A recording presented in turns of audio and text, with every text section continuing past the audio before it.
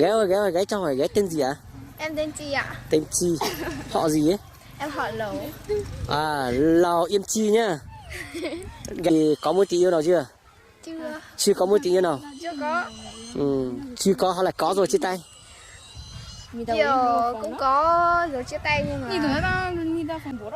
Chia tay bao nhiêu người yêu rồi? và 4-5 thằng gì đấy. 4 thằng. Gần độ 40 này.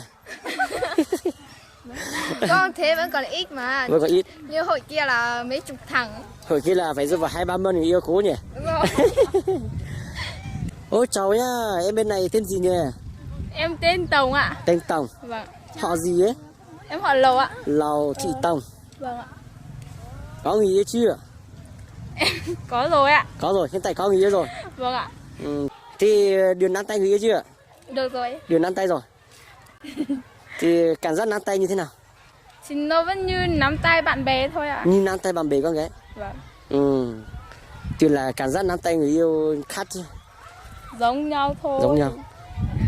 Thì lần đầu tiên nắm tay không rung tay không rung chân. Không ạ, thì tại quen nhau lâu rồi ấy. Vâng. Cho nên nắm tay nó vẫn Với lại chuyện bình thường nhỉ. Và cảm giác cũng bình thường. Vâng. Như nào nhỉ? Như Chi bảo là người yêu cố là 1 mân chứ.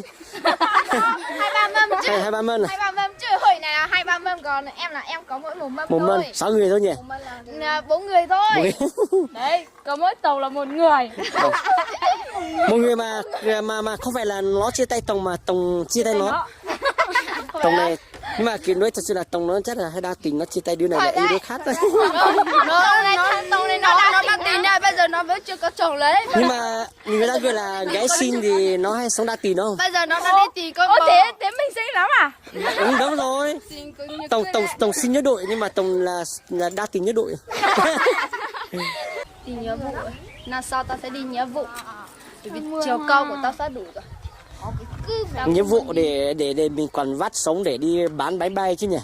Còn về nếu mà chồng mình lấy được một chồng nào mà đa tình đấy thì vắt luôn khẩu AK đi đuổi thiêu luôn, không cho nó yêu một cô nào hết đúng không? Cứ như là mình đi huấn luyện 3 tháng để mình biết dòng sống rồi đúng không? Xong là mình về biết đứng nhau nữa. biết đỡ nhau, biết cả võ thuật nữa không? Đúng.